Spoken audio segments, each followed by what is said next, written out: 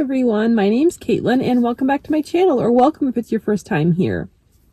Today I am going to be spotlighting some of the controversial or potentially controversial Christian fiction books that I happen to personally love.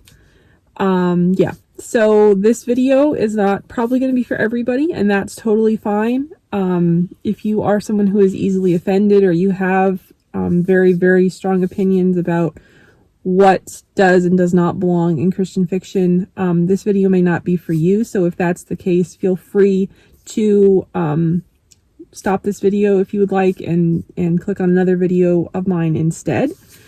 For me personally, I find that whenever I hear that a Christian fiction book is controversial or has something in it that could potentially be controversial, that's like a buzzword for me. I'm like, give it to me, give it to me, please. Because not because of the controversy and the drama, but just because I always feel like I get so much truth out of the books that other people consider to be controversial.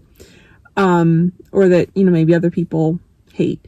I might love them, or I might, God might actually speak to me in some pretty impactful ways through them. So that's just me. But yeah, I don't shy away from reading books that would be considered controversial or possibly controversial.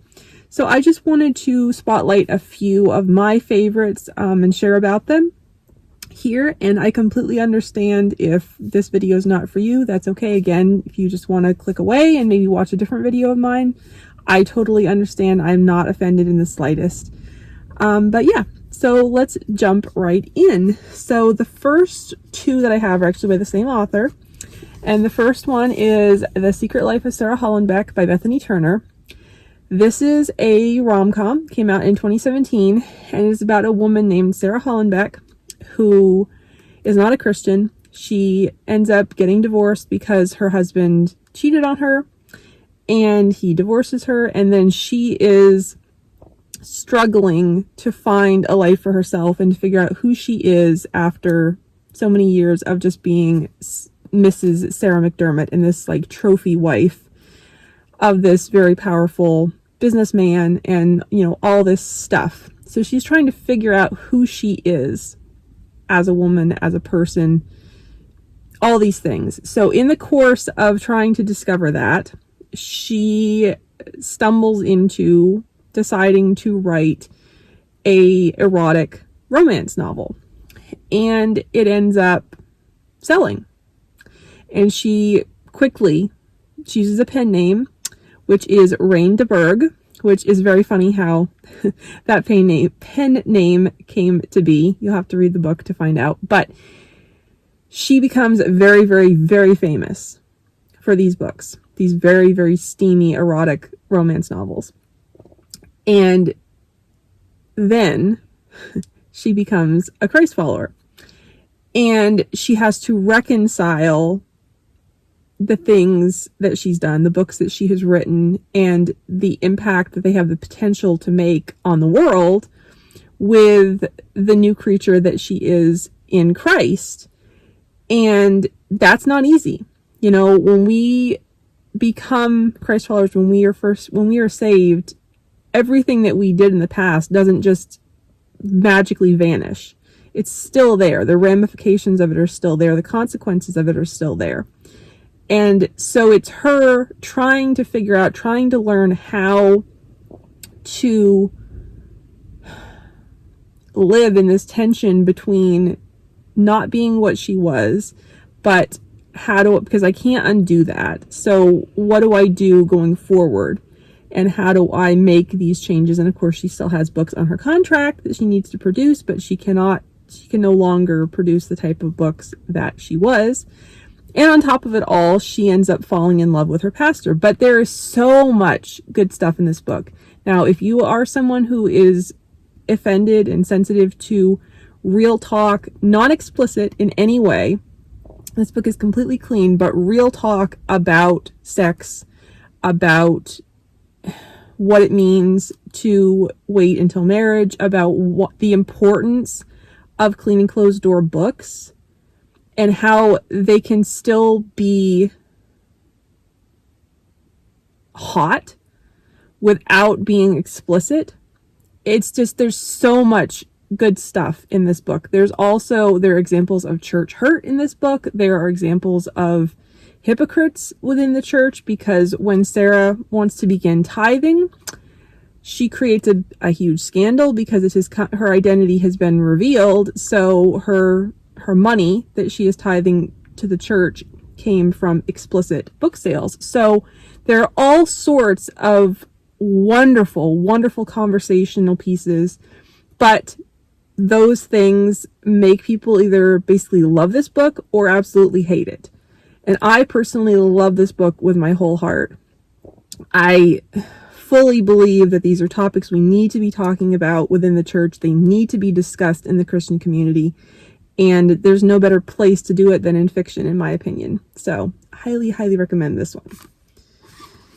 Then we have Bethany Turner's second book, Wooing Cadie McCaffrey. Now this one is controversial. It was controversial at the time it released because there is a off-page sex scene between unmarried Christian characters. And I had no problem with that whatsoever, personally, but I know lots of people did. I know it was very controversial at the time that it released, and I think it still is, as far as I know. And I loved the way Bethany did. I loved the repentance that we see from the characters and how we see them come back to Christ and move on after making a huge, huge mistake. I just love that. And I love this story anyway, so I highly recommend this one as well. Next up is, of course, maybe the classic controversial Christian fiction book, and that is, of course, Redeeming Love by Francine Rivers. Now, this book is like a almost 500 page trigger warning on steroids. So look things up beforehand. It's about a young girl named Sarah who winds up getting sold into child sex trafficking. And she grows up as a prostitute, and then this guy named Michael Hosea, who is phenomenal, gets a message from God to marry her and save her from this life. And it's based off of the book of Hosea, loosely based off of the book of Hosea in the Bible. There are also other little tidbits from other stories in the Bible in here as well, and it's very fun to kind of pick those out and see, oh, this looks familiar as you're reading it. But this book is so powerful. Is it controversial? Yes, absolutely. But I highly recommend it. I never blanket recommend it, so if this book is not for you, I completely understand that. Absolutely. No shame in that whatsoever. And I definitely recommend for you to be careful. If you think that this is a book that would cause you to stumble in some way, avoid it. Absolutely. But this book, I'm pretty sure that it made me cry. If not, it made me come very, very close because it touched my heart so deeply personally. And I can't even, there's so much in this book that is profound, and I truly believe that God speaks through this book. I truly believe that he does, and I very much look forward to rereading it one day. So yeah, there's that one. Now the next ones I either don't own or I don't own them physically, so I'll be putting pictures up here on the screen. The next one is The Shack by William Paul Young. Yes, I love this book. I absolutely love this book. This is speculative Christian fiction. If you don't know the story, it is about this guy named Mac who has, I think, 4 children, and he goes on a trip, summer vacation, and his youngest daughter ends up getting kidnapped, and they search for her for a number of days, and then they find her clothes and a large amount of blood at this shack in the middle of nowhere. And so they never find her body, but she is presumed dead. And this, of course, sends him into a tailspin of epic proportions. He turns his back on his faith, and he's struggling greatly. It's just, he's not in a good place at all. And it picks up, I think, like 2 or 3 years after that is when the story really gets going. And he gets a note in his mailbox from God telling him to meet him at the shack where they believe that his daughter was killed. And he doesn't want to go, but he does go. And when he gets there, he basically gets transported to an alternate reality, essentially, in which he meets the Trinity. And I know this is controversial because God the Father is in the form of a character in this book called Papa, which is that comes from what Mac's wife actually called God. That was her name that she called God in her relationship with him. Because at one point early on in the book, Mac refers to his relationship with God as being wide and his wife's relationship with God as being deep. And that he wishes that he had a relationship with God like that. Now, I completely understand that this is controversial because Papa is a black woman. So I completely understand that that is controversial. He says to Mac that is the form, it's the not putting God in a box thing, that he chose to take that form because Mac would be more receptive to what he had to say to him and what he had to teach him if he was in that form. So it's not saying that God is a woman. It's not saying that. It's saying that's the form that he appears in to Mac at that moment in time because he knows that would be more receptive because of Mac's history of a bad relationship with his own father.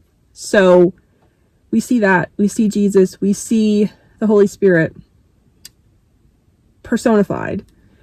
And it's incredible. The story is it blows me away. It did. It blew my mind so much. It taught me so much about forgiveness that I have never forgotten and has stuck with me. And it was very powerful at a time that I really, really needed that message. So, again, I completely understand that it's controversial. I get that it's not for everyone, but I would definitely recommend giving it a try because I think if you let it, God will use it to touch your heart. So that's just my opinion. The next one is these next two are ones that I don't know if they're technically controversial or not, but I think they possibly have the potential to be. The first one is called When He Found Me by Victoria Bylin. This is a contemporary romance, Christian contemporary romance, and the heroine, MJ, is a young single mom, and she happens to have an STD that she acquired from a guy when she was in college, a one-night stand that she had that also resulted in the birth of her son. And she was not a believer at that time, but through situations, through how God worked in her life and a wonderful woman that he led her to that ran like a safe haven type place that she stayed at, she introduced her to Jesus, and she is now a believer. So that part in itself can be controversial. Then we have Shane, who is a baseball player who has gotten injured, and he is very much struggling in life. He's just he's not in a good place at all. He grew up a Christian. His mother was a Christian. He has a younger sister, and she's a single mom, but they had a decent life. They traveled a lot, but they had a decent life. She died tragically of, I think it was a brain aneurysm, suddenly when they were very young, and they both got put into foster care. They got put into different homes. He got put into a good home, a good Christian home, that he became a solid man of faith, young man of faith. And his sister got placed into a very different home where she experienced some very, very dark, painful, horrific things that were done to her that she never spoke about to anyone, that resulted in her choosing to live promiscuously, shall we say. And he judged her. He judged his sister greatly for that. There was no understanding within him. So, and then she disappeared. She went off the map, and he has been searching for her. And he blames God for that. And he is very, very misunderstood. So there's very much a deep misunderstanding within him that he misunderstood what Christians were supposed to be, what faith really looked like when he was young. He was on fire for the Lord, but he didn't really understand what that meant. He didn't really understand what the whole point was. And now he is basically not a Christian because of his, because of the fact that he blames himself for driving his sister away, but also he blames the world of Christianity that he was raised in for ultimately causing that to happen, because that's what he learned in his mind. So he's in a very bad place. So she's kind of the one that kind of influences him and helps to draw him back to God. But we also see from his sister's perspective, and she is in an abusive relationship. So it's not like, I wouldn't say it's super detailed, but we definitely know that she is being abused in this relationship. She is an alcoholic, and there are all sorts of crazy things that happen. But this book, oh my goodness, this book is so powerful, and I loved it so much. If you love hard-hitting topics like the ones I've talked about here, this is definitely the book for you, and it's so good. I love it so much. The last book I'm going to talk about is one that I think is an indie author, and I don't think is very well known at all. And that is called Rescue 12 Responding by Faye Hamilton. And now this book blew me away. This book absolutely impacted my life in such a huge way. Now, I will say, before I go any further, this book is Christian fiction, obviously, and it does have one of the main characters is gay. Now, he was raised in a Christian home, and he has now basically been disowned by his family entirely. And we see his journey. We see him wrestling with God throughout the story. We see that he is in a relationship. He's actually in an abusive relationship with another man. And we see the choices that he ultimately ends up making. Now, I will say we do not know, by the end of it, we do not know if he has chosen to turn away from the lifestyle that he was living. We don't know that for sure by the end of it. But the way I look at it, that is life. Things are not always neatly tied up in a bow at the end. And I completely understand that there are people who do not believe that LGBTQ plus characters should be in Christian fiction books. And I understand that. I get it. I am not in any way advocating for homosexuality or anything like that. I am not. I am absolutely not. But I do believe very strongly that God has called us to love one another and to accept one another. And I believe that there is a big difference between acceptance of other people and approval. And just because you accept people for who they are and the choices that they're making does not mean that you approve or that you agree with the choices that they make. And I believe that that's time and time again, that's what Jesus did. Does there ultimately come a time, if they are on a journey with Jesus, does there ultimately come a time where they have to choose, as we all do, to turn away from sin and follow Jesus? Yes, absolutely. But I believe strongly that that only happens if there is love that is offered to them. And I think that's something that we can learn from this book, that I learned very much from this book. But this book, he is not the only character. There are several other characters, and this book is like a hotbed of tough topics, because there is drug use, there is, I think, alcoholism, there's a ton of things.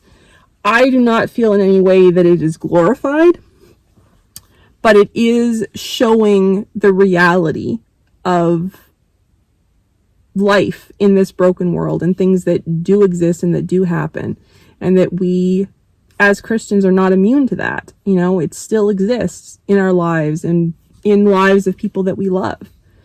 And I really appreciated the way that she showcased that. So how it starts out, it's about these two paramedics, Jonathan and I can't remember the other one's name. I can't remember his name. But anyway, the one whose name I can't remember ends up treating this. So the book starts out with this young woman at a party, this young woman in high school at a party, and she decides to follow the example of everyone else and do some either cocaine or heroin. And she realizes her mistake immediately as soon as she starts doing it, and cries out to Jesus for help. Now, when the paramedics arrive on the scene, she is the only person there that is still alive to some degree. She's not in good shape, but she's technically still alive at this point. So they're transporting her, and the paramedic, which is not Jonathan is driving the ambulance, the other paramedic, whose name is escaping me, treats her. He sees her die and come back to life. He has no explanation for this. She shares her faith in Jesus with him in that moment, and he becomes a follower of Christ in the back of that ambulance. So we see his journey, learning about Christ, what it means to be a Christian, all of these things, all of these very hard things combined with, you know, the hard things that they see every day on the job. And it's just, it's incredible. One thing about it that is like, it would normally be a mark against it for me is how many points of view there are in this book. But in this book, it works, and I loved it so much. I highly recommend the audiobook. I listened to it that way. I didn't actually physically read it. I listened to it entirely, and the narrator does a phenomenal job. But the thing about this book is it's like, and I will say there is actually a mystery aspect to it that I did not guess at all who the villain was. And afterwards I felt so stupid because I was like, it was like she was setting this up all the way through. And it's very hard. It's very hard to fool me, or to for me to not end up guessing the villain in the story, but I did not in that one. So I loved that about it. But what we see angels and demons basically fighting each other for the souls of the characters in the book. We see the power in the heavenly realms of what happens when the characters pray or when the characters turn away from God. We see the results of that in the heavenly realms within this story. And then it's so hard to describe. I have not read This Present Darkness by Frank Peretti. I haven't read any Frank Peretti, but I would probably compare it to that type of thing, because spiritual warfare is a large part of the story, and we are actually seeing the spiritual realm in this book. And I thought it was so well done and so powerful. The narrator does an amazing job with the voices of the angels and the demons, and it blew me away. It seriously did. Now, I will say I also don't normally read books that have LGBTQ characters in them, but I felt like she handled all the topics in this book so well. So if that's something that you're interested in or okay with, I would highly recommend that you check this one out as well. And so that's all I have for this video. Sorry, I know it was kind of a long one, but this is a topic that I'm very passionate about, so I wanted to get this out there. I would love to know if you are a fan of any books that would be considered controversial. Do you read books if there is controversy surrounding them, or do you decide, no, that's not for me, I'm going to stay away from that one? I'd love to hear your thoughts on this topic, and I would really love if you have any books that you love that are controversial or potentially controversial. I would love if you would recommend them. Any of those ones that make it you clutching your pearls. I would love recommendations for that, for Christian fiction books, because I would love to check them out as well. So thank you so much for watching. I hope you have a wonderful day, and I'll see you in my next video. Bye.